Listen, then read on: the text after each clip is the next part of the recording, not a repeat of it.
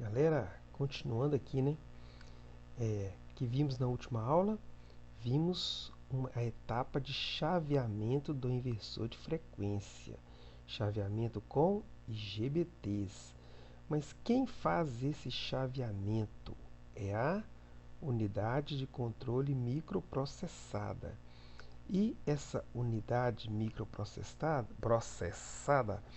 ela faz isso através de uma estratégia de modulação chamada PWM.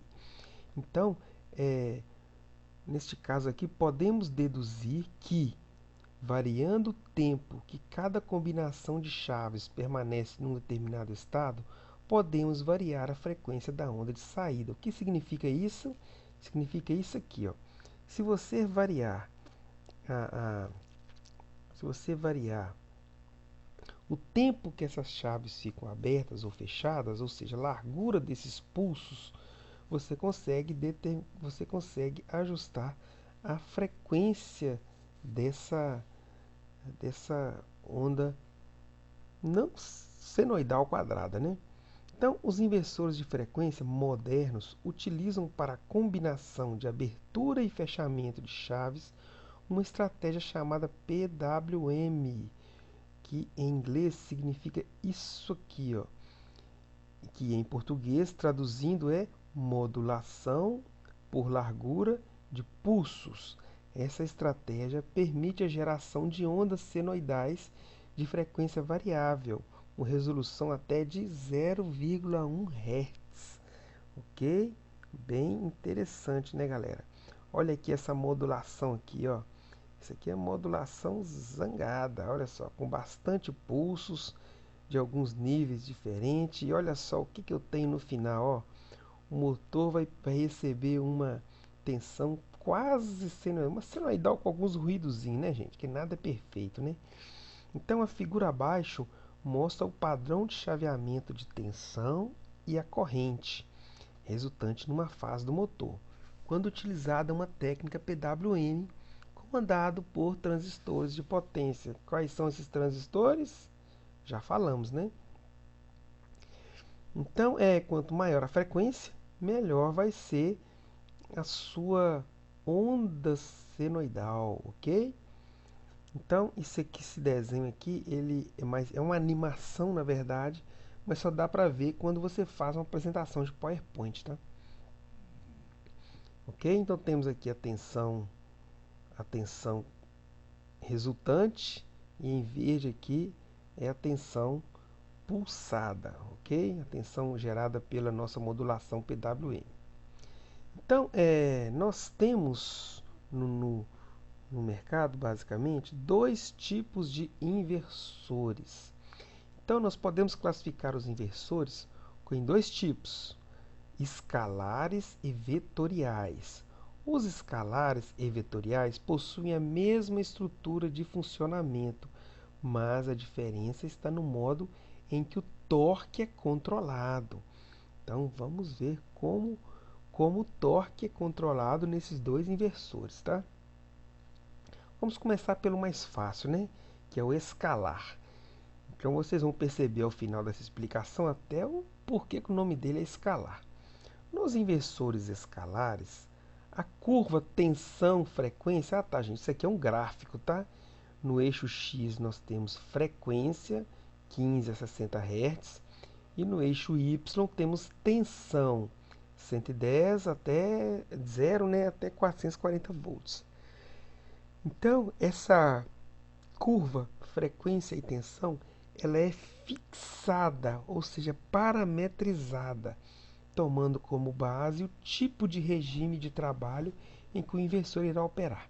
Então, dependendo do tipo de carga, se é um ventilador, se é um exaustor, se é uma bomba, seja lá o que for, então tem já uma curvas já prontas, tá? No inversor para você utilizar. Então, o que que ele faz? O nome dele é escalar, não é à toa não. Isso aqui é como se fosse uma escala, uma escala que faz da seguinte forma. Aqui temos um motor de tensão nominal 440 volts. Por quê? 60 Hz, 440 volts. Então, esse motor, se for ligado sem inversor de frequência, ele vai trabalhar com tensão 440, frequência 60. Mas, se ele é utilizado num inversor de frequência escalar, o que vai acontecer? Quando nós tivermos 30 Hz, nós vamos ter metade da frequência. E esse inversor ele vai enviar para o motor a tensão 220 volts, uma tensão metade. Ele vai obedecer essa escala aqui, tá? Opa, eu quero velocidade nominal metade, então vai ser 30. O 30 equivale a 220 volts. Por quê? Aqui embaixo nós controlamos a frequência, ou seja, a rotação. Controlou a frequência, consequentemente você controla a velocidade. E aqui você controla a tensão, você controla o torque. Então você tem aqui um aumento da velocidade e aqui você tem um aumento do torque. Quando você está reduzindo a velocidade, você reduz o torque, ok? Então o escalar vai obedecer isso aqui, ó. Ele é obediente, tá? Chega comando para o inversor, inversor, roda a 45 Hz. Então o que ele vai fazer? Reduzir a velocidade do motor e também reduzir o torque, reduzindo a tensão para 330. Então, basicamente, o escalar, isso aqui, é um carinha obediente. Mandou, ele faz. Mas, nós temos um probleminha, que quando você tem baixas rotações, você não consegue ter um bom rendimento de um motor escalar. Quando você tem baixas rotações, aqui 15 Hz, 10 Hz, 5 Hz, você tem uma velocidade muito baixa e, consequentemente, um torque muito baixo e a tensão muito baixa. Então, você pode ter problemas de controle de velocidade do inversor escalar em baixas frequências. Então, o sistema não consegue um bom torque com velocidades baixas, devido ao próprio rendimento do motor a C. Então, esse é um inconveniente do inversor escalar, que são as baixas rotações. E as características principais do inversor escalar é utilizado para sistemas que controlam a velocidade do motor sem controle de torque, ou seja, onde você não precisa de controle de torque preciso. Então, nós temos ali um certo erro de velocidade, né? Vocês vão ver mais para frente nos estudos do inversor vetorial o que significa isso, tá? E é um controle em malha aberta. Malha aberta, malha fechada, vocês estudaram lá em automação, né? Então não vamos entrar em detalhe. Então é dessa forma que trabalha o nosso inversor escalar. Então, para finalizar, falamos da redução da frequência, né? Que nós temos o problema do torque muito baixo. E temos também o problema na elevação imposta no motor. Ou seja, se o motor temos aqui 60 Hz, mas se você aumentar demais a sua frequência, o que vai acontecer? Ele não vai aumentar a tensão, cara. Senão você corre o risco de queimar esse motor. Então, vejam aqui, ó, ele está obediente. Chegou aqui na tensão nominal dele, assim, opa, não vou aumentar mais não. Esse motor foi projetado para 440, para que eu vou aumentar mais? Então, ó, eu aumento a frequência, mas a tensão não aumento não.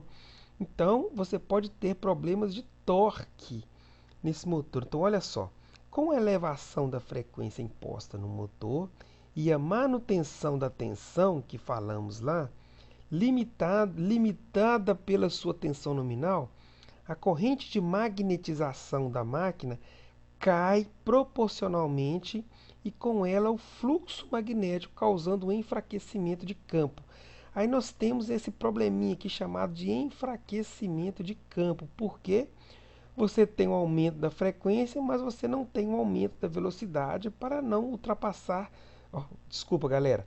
Você tem um aumento da frequência, mas você não tem o aumento do torque porque você não pode aumentar a tensão nesse motor para não causar para você não expô-lo a tensão, uma tensão maior que a nominal.